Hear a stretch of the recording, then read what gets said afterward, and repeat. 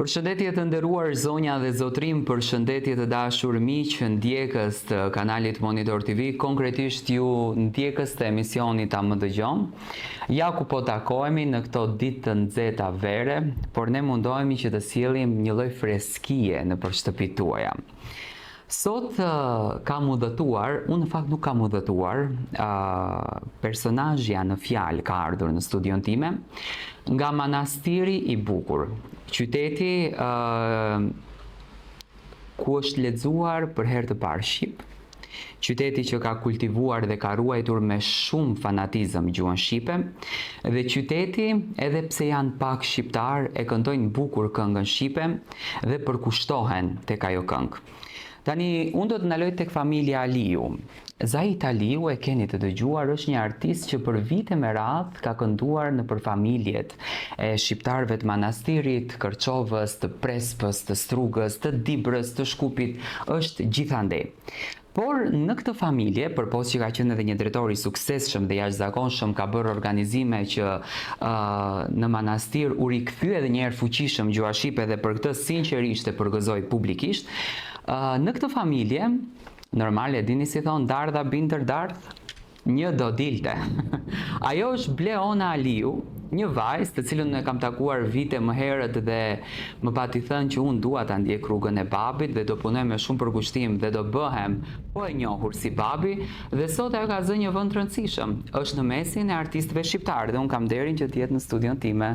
Përshëndetje Tiran, më vjen mirë që jam sonte këtu me ty. Faleminderit për ftesën.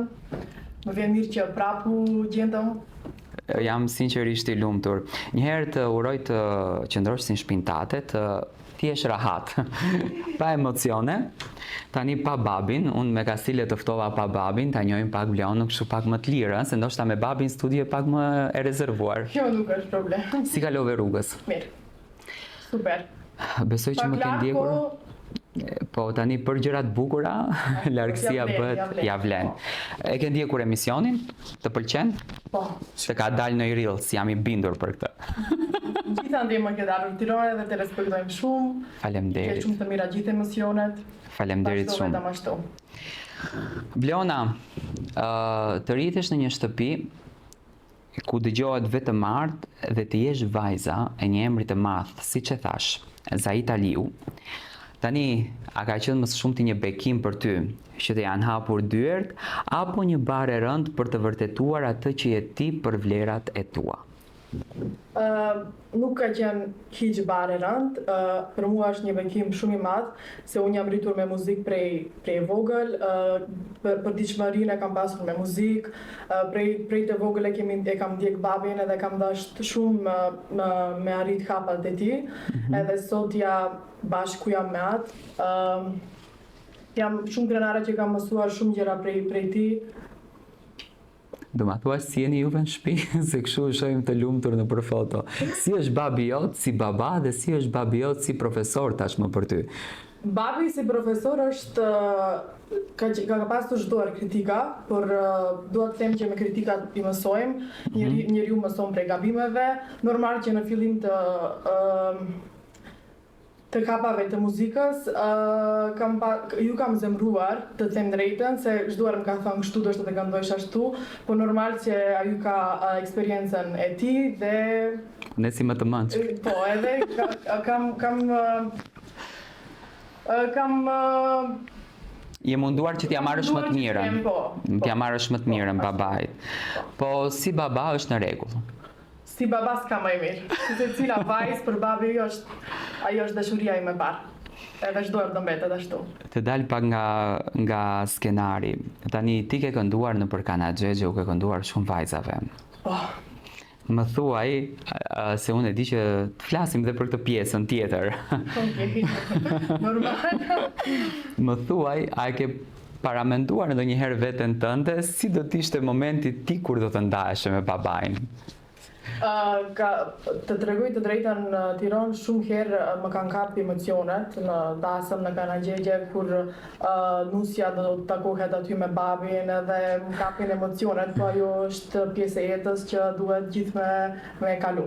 Me patjetër që po. Cila është këshilla apo kritika më e fortë që babi juaj, zotëri Zaiti, ju ka dhënë kur I ke thënë për herë të parë babi, unë dua të bëhem këngëtare, unë shoh një potencial në vete? Babi gjithmonë më ka thënë që të mbaroj shkollën, çduar më ka thënë se muzika duhet aty gjithmonë për ty, po ka dashur që të mbaroj shkollën, edhe kam mbaruar, edhe ka qenë edhe dëshira ime që të filloj me muzikë, normal që edhe ti, po edhe timja.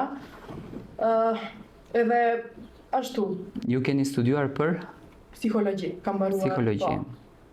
Por edhe muzikën. Po. Muzikën bashkë me babin aty është dashuria ku u lind, për muzikën është prej babit. Cila ka qenë kënga e parë që e ke kënduar, e mban mend? Po. Cila ka qenë? Bashkë me motrën time kemi qenë te Bilbilat e Prespës me këngën Zinxhirushe prej Fatmires Breçani. Prej Fatmires. Po, 2009. 2009. Kam pasur atëherë 6 vjeç. Prej një 6 vjeç. Shumë e vogël, po. Tani po më çon kështu se unë kam vajzën 6 vjeç dhe ka qef muzikën dhe po të parafityroj në skenë ça paçule ke qenë. Po çduar kemi kur ka në shtëpi kur kam qenë e vogël, kam marrë 2 mindilla edhe kam luajtur, kam kënduar. Ajo kam qenë unë. Muzika gjithmonë në shpirt. Ashtu është. Më thuaj, a ka patur ndonjë moment në fillimet e tua kur të kanë krahasuar me babain, apo ku ke ndjer presion se nuk guxoje të bëje asnjë lloj gabimi, sepse ishe vajza za Italiu, si mundet ajo të bën gabime në skenë kur këndon? Normal, në fillimet kur kam filluar të merrem me muzikë dhe kam shkuar në përdasma, kam pas pak emocione se normal jam vajza e një artist I njoftur, por ai është aty ku është sot me shumë përkushtim për muzikën, edhe dua të them që pas kalimit të kohës, unë e kam kuptuar se do arri aty vetëm me shumë përkushtim, dashuri, s'ka lidhje mbi emri apo babi, se secili e bën punën e vete dhe puna e tregon e vete. Shumë e vërtet. Po. Tani, manastiri është një histori në vete. Sa është e vështirë të jesh artiste shqiptare apo të synosh për artiste shqiptare në manastir? Në manastir është vështirë të jesh një artist muzikor, se dua të them nuk është njësoj të jetojsh në manastir si të jetojsh në Shkup, në Gostivar apo në Tetov, se ne nuk e kemi atë, si të them, mundësi, nuk kemi televizione shqip, duhet të udhëtojmë, nuk kemi lokale shqiptare, nuk kemi asgjë në Shqip dhe, si të them, neve në mbajmë pak me rezerva këngëtarët tjera, po si të them. Do me thënë juve me shumë vështirësi arrini që të triumfoni në skenë. Për ty, për shembull, sa ka patur kështu tip provokimesh që ti këndon shqip? Apo nuk keni, kaloni bukur kështu në qytet? Nuk kemi kaluar bukur, asnjë nuk kam pasur problem në manastir. S'kemi pasur atë problem asnjëherë. Ma më pëlqen që janë këto... Se nuk është si në Shkup, si në Tetov. Në manastir është pak ma tjetër. E kuptova. Tani, ju keni bërë ca projekte kohën e fundit. Ke patur një potpuri vetë, ke patur një potpuri me babin, do flasësh pak për projekte që I solle në treg? Po, tashtë kam realizuar potpurin tim këngësh. Edhe kemi shumë projekte tjera që do të realizojmë vitin tjetër. Për atë nuk dua të flas shumë, dua të jetë pak si më surprizë. Okej. Edhe Ma thuaj një moment të sikletshëm që ke patur ndonjë dasëm, se ke kënduar shumë dasma. Kështu, secila dasëm është e ndryshme prej njerëzve, prej vendit ku jemi. I kam pasur shumë vështirë ato dasma që më kanë kërkuar këngë edhe kanë dalur këngën. Se tjetër është kur të këndojsh repertuar I njot, në fillim kam pasur pak, si të them, si problem, po dita ditës, eksperjenca të mëson edhe bëhet më lehtë. Ajo është, më ka qenë vetëm ajo më rënd se kur më kanë dalur jo këtë këngë, ajo tjetrën këngë, s'më pëlqen kjo ajo, edhe në fillim normal që si dinja të gjitha, por tash e kam më lehtë. Tani je në rregull me veten. Po. Kjo më pëlqen. A je xheloze në muzikë? Jo. Seriozisht apo ma thua për vetëm për audiencë? Nuk jam xheloze hiç se secili e ka si të them yllin e vet. Secili asnjë nuk i vjen si të them diçka shumë e lehtë. Secili me përkushtim, me punë arrin atje ku është sot. E vërtet.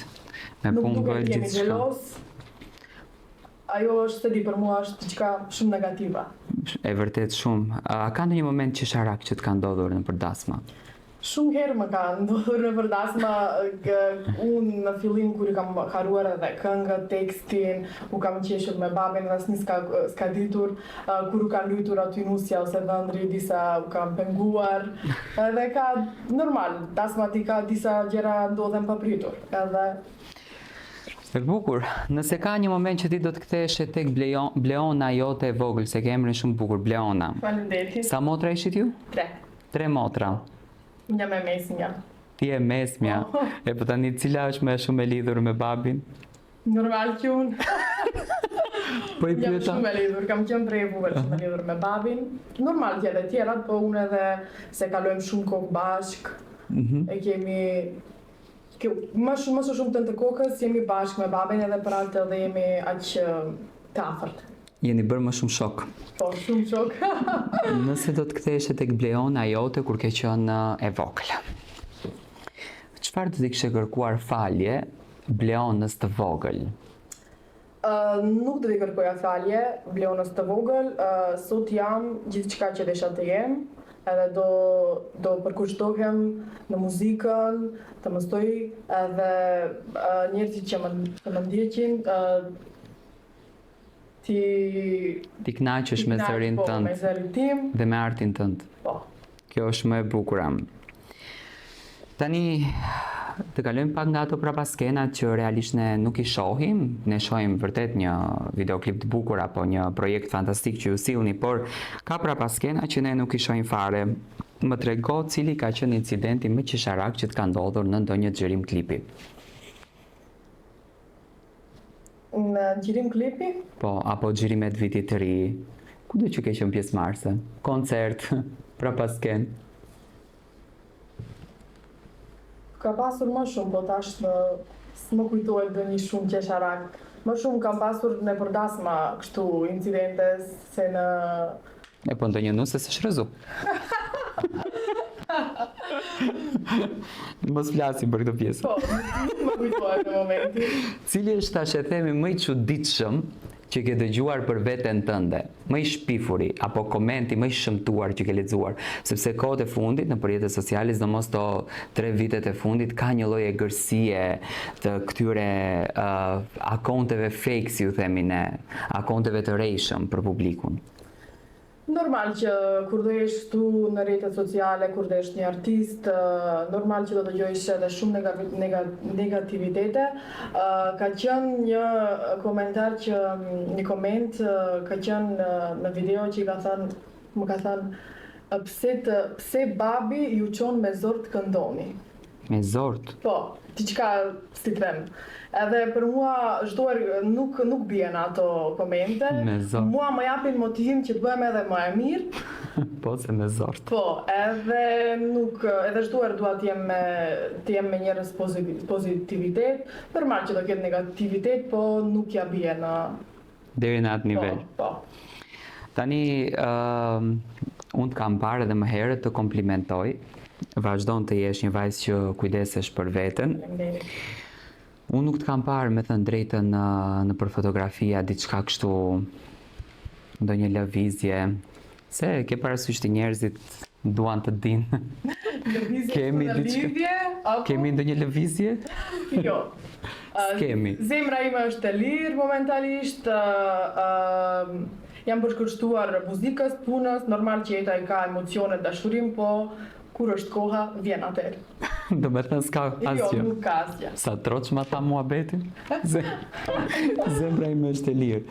Po mirë, sa e kanë të vështirë meshkujt të afrohen tek ti, për shembull flasim ja në një dasëm. Si qëndron ti? Njerë s'afrohen dot se është babi, dhe gjithë orkestri janë të babit. Babi nuk është specifik njeri ashtu, po duhet djemar të kenë më shumë guxim, më shumë të jenë të sinqertë. Janë mashtrusa këtë dreqe. Janë mashtrusa. Tani, a do të kemi përpos babit që ke bashkëpunime me babin? A do të kemi diçka më konkrete nga ana jote? A do të kemi një këngë tënde në oficiale? Nuk e di sa din se përpara një vjet e postova Atë e di, se të kam djek, po. Për vitin 2027 kam projektin tim, si e thash edhe përpara, nuk dua shumë flas për atë se dua të jetë surprizë, po kemi shumë projekte që do vinë Në të ardhmen, po. Blona, për ta përmbyllur pjesën me ju. Cili është mesazhi që ti dëshiron të përcjellësh tek publiku? Unë të them faleminderit për mbështetjen si e parën herë. Dua t'i them që asnjëherë mos ndalohen t'i ndrojnë ëndrat. Normal që në secilën jetë do ketë shumë pengesa, por asnjëherë mos ndalen të ndrojnë ëndrat e tyre. E bukur shumë kjo, unë të uroj shumë suksese. Faleminderit tira. Zotëria në fjalë nuk e di. Unë do t'i bëj një ftesë publike, të flasim që kësi burrat këtu, edhe të vi këtu me shumë kënaqësi dhe prandaj ne do të kalojmë pak me një pikë publicitare dhe në pjesën e dytë do të keni Zaita Liun që nga momenti kur është larguar nga karrikja e drejtorit dhe deri më sot, çfarë po ndodh në manastirin ton të bukur.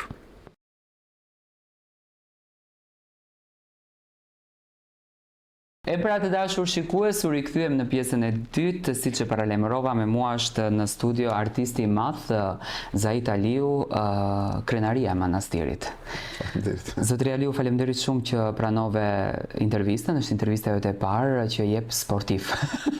Ma ke bom e ile, se nuk isha Gjërat e bukura kështu janë. Nuk isha në plan, mirë po se nuk mund të refuzoja. Faleminderit shumë. Faleminderit. Më the pra pas kene 90-ën, keni nisur me artë. Po, vitet 90, do me thënë kanë qenë fillimet e mia, vitin 93, sa e mbarova shkollën të mesme. Po? Edhe kam filluar me muzikë, muzika ka qenë pasioni im, do me thënë që në Vogjeli.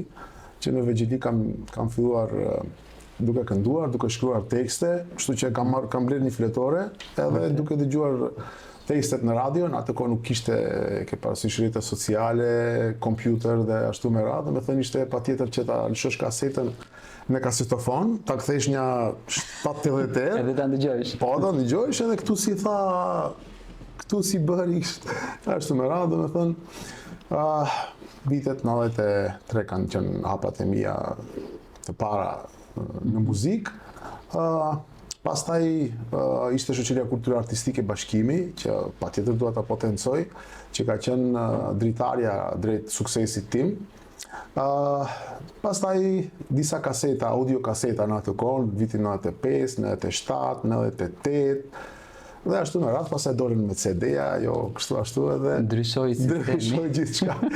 Edhe sot deri në inteligjencën artificiale, se ke parasysh tash inteligjenca artificiale po i ndryshon si vlerësoj. Kam filluar shumë, rrjetet sociale u kanë dhënë hapësirë çdo njërit që të futet në atë platformë dhe të bëjë çfarë të dojë nga njëra anë, thënë në thojza, pa asnjë farë kriterje. Tash e marrin ndonjë këngë shembull që është kënduar, nuk e di unë, nga Shala dhe nga Qamini Vogël, apo nuk e di unë, kënga të ndryshme, që i modifikojnë, që dalin nga ajo origjinaliteti i këngës, edhe nga njëra anë e prishin. Realisht po. Po, ka disa këngë që shembull me të vërtet tingëllojnë bukur, mirë po se të shumtat, pra dhe them secili kush gjen edhe dele bën kështu e publikon. Kështu që nuk jam shumë për këtë gjë. Sa dhe kudo unë jam gjithmonë, domethënë, për atë natyralen, se normal e natyrisht është gjithmonë më e bukura. Po si e vlerëson për shembull artistët, ja supozojmë, disa nga artistët, mos i prek me emra, kanë bërë këngë me ai. Artist flasim. Nuk flasim për personazh pa identitet, ë? E di si të them, janë këngë komerciale, se normal se ka këngë që kanë peshën e vetë artistike dhe ka këngë komerciale. Një këngëtar, tash si ta them, ta them kështu, disa njerëz e shikojnë si një shitore me produkte të ndryshme. Super. Edhe në atë dyqan, në atë duhet Shitore të kesh gjithçka nga produktet që ti mbajsh nga pak të gjithë konsumatorët dhe që t'jem kështu me pjesë. radhë. Tash disa nuk mbajnë, shembull mban një, nuk këndon Tallava shembull ta themi në Thojza, edhe është ai Zaiti ose është Tironi dhe marrin ashtu si Zaiti dhe si Tironi. Mirë, po disa duan të kenë një repertuar më të gjerë, shembull, këndon pak Tallava, këndon të Jugut, këndon të Veriut, këndon popullore dhe kështu me radhë, që sado kudo ti ketë edhe klientët domethënë njerëzit që duan ta marrin në përdasmë. Sa i përket këtyre që janë, nuk e di si ta them tash, artistë që thua që kanë marrë kështu. Po. Apo VIP-a. Apo VIP-a në Thojza. Që prapë do të them të rrjetet sociale, shumë njerëz dasmor për fat të keq mashtrohen, mirëpo se ato kuptojnë pasi se të kaloj dasma se cilën e kanë marrë në dasmë. Se VIP njeri të cilën vetëm e shikon në platformat sociale, nuk mund të jetë edhe VIP në dasëm, se në dasëm duhet të kesh zë të këndosh. Atje, tash inteligjenta artificiale të që e përmenda mund të të bëj të këndosh sikur nuk e di si. Mirë po se, kur je në dasëm, kur kap mikrofonin, në dorë je Zaiti, je Tironi. E vërtet. Edhe aty nuk ka dyshim, ose din të këndosh, ose nuk din të këndosh. Ose fiton, ose bëhesh rezil. Po. Kështu që shumë njerëz mashtrohen, mendojnë se e kanë dëgjuar ku ta diun, ka dhe një videoklip të mirë, kështu ashtu. Edhe kur e marrin në skenë, nuk del ajo, i del puna huq, nuk del ajo që ka pa në YouTube. E vërtet. Kështu. Atje në manastir, nuk u lën fare, s'u le fare hapësirë tyre këngëtarëve të futen. Qa ke këtë gjë? E bën me kastile këtë gjën ti? Jo. Cili është misioni jot? Jo, do të thënë, unë si Zaiti. Jo, po kështu flasin ato këngëtarët.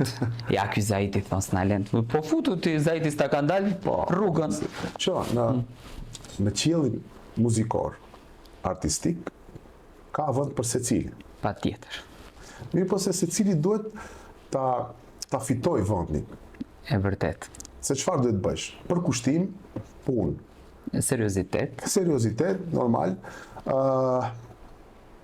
Dhe kesh zë, të kesh pak së paku, domethënë të kesh si të them, do një farë përvoje, do një farë pasioni, apo të kesh diçka që të mund të tregosh.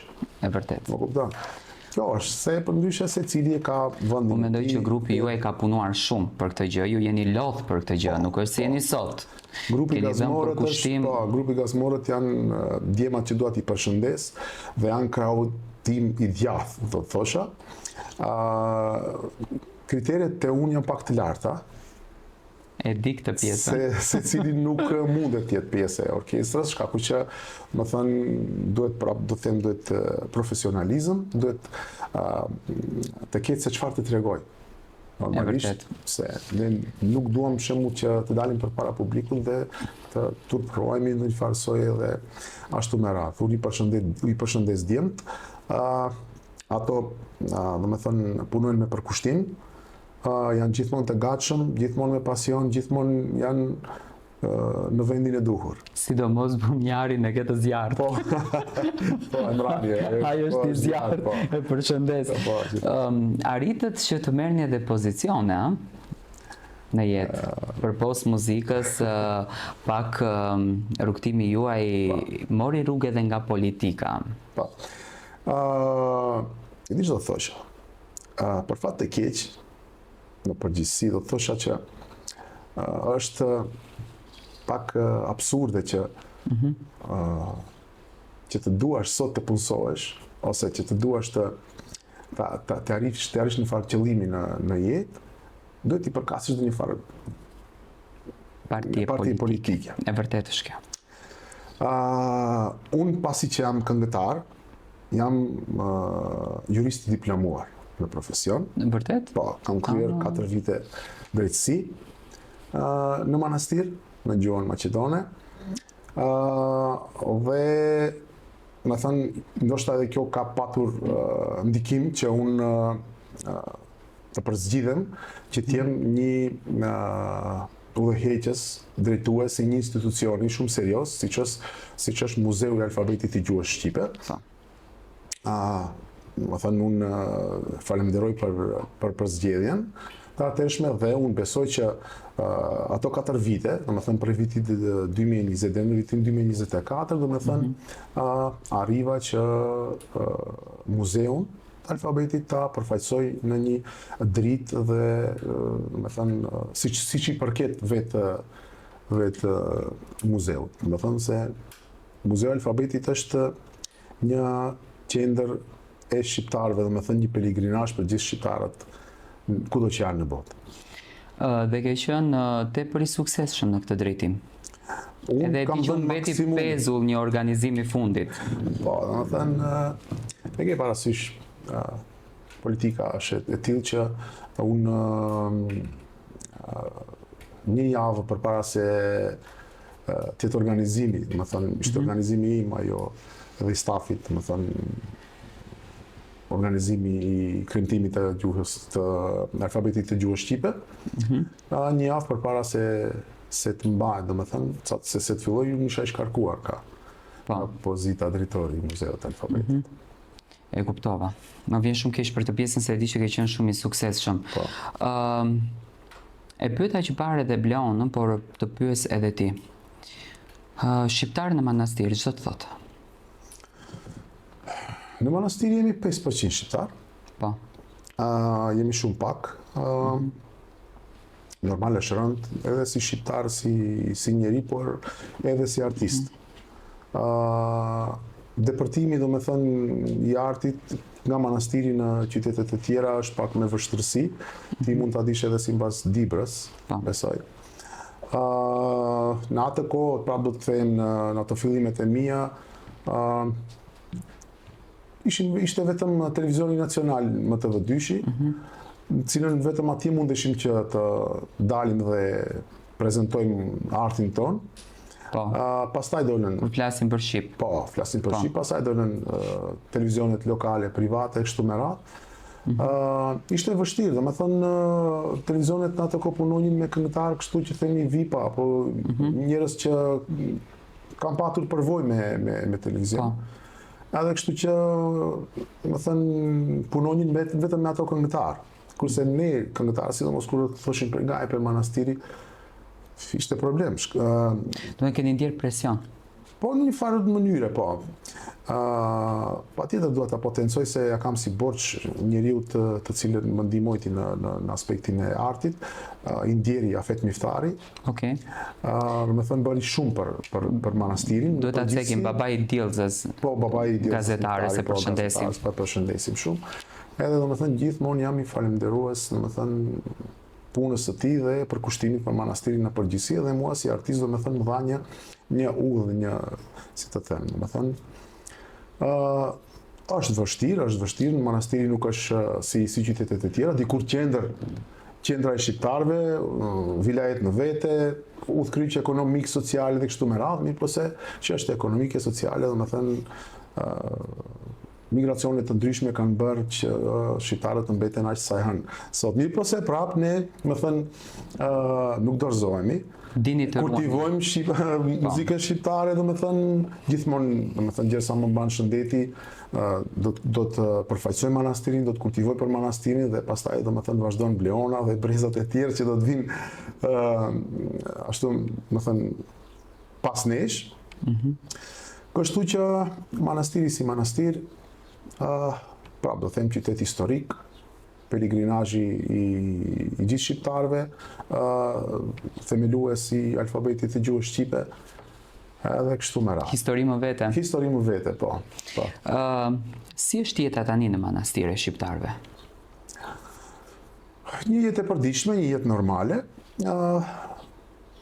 Nëse mendon në aspektin artistik, ka shumë pak manifestime. Shumë pak manifestime, organizime të ndryshme, mund të them është java e alfabetit kur ka më tepër manifestime, është java e alfabetit. Janë dasma të ahengjit që bëhen ka shumë pak shqiptar, lokale, nuk ka ku mund të këndojmë dhe të shfaqim atë vlerën tonë artistike, dhe me thënë këngët shqip të kështu me radhë. Janë shumë organizime, shumë pak organizime të tilla. Kjo është, prapë do të them, do me thënë nuk është si Shkupi, nuk është si Tetova, si festivalet e kështu me radhë. Ju keni punuar disa këngë live. Po. Duhet potencuar, të më thënë që janë këngët live. Po. Është një potpuri ju dhe Bleona, pastaj keni një këngë vet, Bleona vet, një këngë. Besoj që është një përkushtim i madh, se edhe live nuk është i lehtë. Po. Prapë do të kthejmë në atë muhabetin që e bëm. Më thënë, një këngëtar dhe një orkestër në rast se nuk është i gatshëm që të mund të përcjell një këngë live, ato për mua nuk janë muzikantë, janë shumë larg. Janë shumë larg. E kemi punuar me shumë përkushtim, do me thënë, çdo vit kemi nga 2-3 këngë potpuri live që i kemi bërë me orkestrin Gazmore dhe bashkë me Bleonën. Një këngë, ata sytë e tua e kishim si vjet një projekt që kam bërë një këngë komerciale të thosha. Kam punuar në Manastir, në studion time. Kënga është e Adnan Aliut, Adnan Ali, do të thosha një muzicent shumë i mirë nga Shkupi. Të njëjtën pa ty këngën Bleonës e ka orkestruar. Ai gjithashtu tekstet janë të mia, se i shkruaj vetë tekstet. I shkruaj vetë. Nga ku motivohesh? Inspirimin e marr nga shumë gjëra. Teksti vjen vetë nga shpirti. E vërtet. E ndjen, si të them. Vetëm e dëgjon melodinë edhe varet se çfarë don, çfarë këngë, don këngë vajtuese, këngë folklorike apo këngë gazmore apo kështu me radhë. E pyeta që parë Bleonën kur këndon për Kanaxhe që mërzitesh. Unë po të pyes ti si baba, ç'do të thot vajza për një baba? Vajza është pika e dobët e babit. Gjithmonë. Gjithmonë ka qenë edhe do të jetë. Vajzat e shumë të ndërlidhura me baballarët, pikërisht edhe vajzat e mia, sidomos Bleona, shkaku që kone të shumte e ndajnë bashk. Janë emocione, do me thënë janë gjëra që jo sa të ndajnë për jetë nga babi. Mos e thënë zoti. Po, do me thënë, si thonë, dashuria e parë dhe mbretja apo princi gjithmonë do të jetë babi për vajzën. Mirë po se ka emocione, janë gjëra që jeta do me thënë i ka dhe shqyqyr që bëhet ajo ditë që vetë vajzat në ditë do me thënë formoj një familje kështu vetë dhe pastaj niprat dhe kështu me radhë dhe ne plakemi javë. Ja, kjo është. Çfarë arrite të kuptosh nga babai kur u bëre vetë baba? Derisa njeri nuk është vetë baba, do me thënë nuk e din dashurinë e prindit ndaj fëmisë. Dhe shpesher shaheshin, do me thënë, me motrën. Ose i thosha babit dhe mamit, i thosha ti e do në më tepër motrën se sa mua. Si mund ti thosha dhe më thoshte babit, si mund ti u veçoj të dyve. Edhe ta shpesher nëna ma thot, po tash cilën e do në më tepër të ti. Edhe duhet të them, përderisa njeriu nuk bëhet prind, nuk mund ta di dashurinë e nënës dhe babait ndaj prindëve, ndaj fëmisë. E vërtet, Zahid, çfarë presim në sezonën verore? E di që presim shumë dasma, këta e di. Shumë dasma, po. E di që deri nga mesi i gushtit jeni plot. Po. Shqiptarët vinë, fejohen, martohen, kanë përzgjedhur Zahid Aliun, grupin Gazmore dhe Bleonën. Sinqerisht uroj një herë shëndet. Të uroj forcë. Se nuk është e lehtë. Viti i ri, vjeshta, na pret me diçka? Do me thënë, kemi në projekt prap një 2-3 këngë live çdo të jenë. Tash a do të jenë jug, a do të jenë kështu popullore, nuk e di, po kryesorja do të ketë diçka për vit të ri, me patjetër si gjithmonë. Dhe vitin e ardhshëm do të kemi 2 projekte të paktën. Një do të ketë Bleona dhe një do të kem unë, ndoshta mund të bëjmë edhe të përbashkët, një projekt Bave Bi. Bleona ndoshta potencoj ti edhe përmendi këtë, po ta lëm si surprizë për dëgjuesit dhe për publikun. Shpresoj se do t'ju pëlqej. Patjetër që po. Publiku ju ka pëlqyer gjithmonë dhe do t'ju pëlqejë edhe gjithandej. Unë sinqerisht ju përgëzoj, shpreh momentin që të përshëndes edhe zonjën tuaj, për të cilën besoj 2 fjalë i ke. Për zonjën time. Zonja ime do të thosha është mbështetja më e madhe edhe ime edhe gjithë familjes. Realisht, po të mos jetë gruaja, një burr nuk mund të jetë kaq i ndërtuar. Jo, edhe si mos ishin gratë në përgjithësi ku do ishin burrat në këtë botë. Ata janë të përkushtuara të përkushtuara maksimalisht, sidomos kur është sezona e dasmave, sidomos kur ka manifestime, kur ka gjëra që ne duhet të paraqitemi para publikut. Ajo gjithmonë më thënë ka qenë një prekrakje ajo e madhe, shumë e madhe. Dhe unë do të thosha, vrasi nuk do jetë ishte ajo, nuk e di vallë do të isha në këtë pozicion tash që jam. Po mos se këtu tani merr kuptimin fjala, burra në hi e rinë ku vendojnë. Po tash. Iga që su bie thon se nga ngratërojnë. Ja, me shqyr Zotit kemi respektin. Po, normal. Unë të falenderoj shumë që ishe pjesë e emisionit A Më Dëgjon. Realisht unë emisioni A Më Dëgjon nuk të kam Se patur. do ta fal këtë gjë, se më bële Do ma falësh, se kjo është më mirë se do më ishe përgatitur ti mua dhe nuk do kishte dalë kaq mirë, publiku të do origjinal. Faleminderit shumë, faleminderit për ftesën. Unë të uroj punë të mbar në këtë emision, të përgëzoj për gjithçka që ke bërë, domethënë ke një emision jashtëzakonisht shumë të mirë, bën shumë punë të mirë, ti edhe një këngëtar shumë i shkëlqyer, që ti përcjellim shumë shpesh në shtëpinë tonë. Edhe ty të uroj sukses edhe në punën e emisionit, por edhe në aspektin muzikor si artist. Faleminderit shumë. Se artisti e vetë, edhe din se si është jeta e artistit. Faleminderit ju rujt Zoti. Gjithashtu, faleminderit. E pra të dashur miq, ky ishte Zait Aliu dhe vajza e tij Bleona Aliu. Unë shpreh kënaqësinë që të përshëndes të gjithë shqiptarët e Manastirit, Prespës, në zonat ku artistët operojnë më së shumti. Uroj që të kënaqeni këtë verë, keni fatin që i keni, sepse janë artistë që këndojnë shqip dhe ne kjo na duhet. Dhe shpresoj me zemër që të keni marrë më të mirën e këtij emisioni. Thënia ime përfund është kjo që vajzën bekohet ti si baba që nesër ta bekoj partneri i cili do ta merr. Kultura jepet që në dhomën në shtëpinë ku qëndron babai. Vazhdojnë të na ndiqni me subscribe në të gjitha platformat tona digjitale, por që kujtuar që të dielën tjetër do të kemi një të ftuar pak interesant, një histori që do të rrëfehet për herë të parë në Republikën e Maqedonisë së Veriut. E falenderoj shumë për guximin që e ka për ta treguar këtë të vërtet madhe. Do ta dëgjoni, do ta komentoni, ndoshta dhe do ta biteni. Shifemi.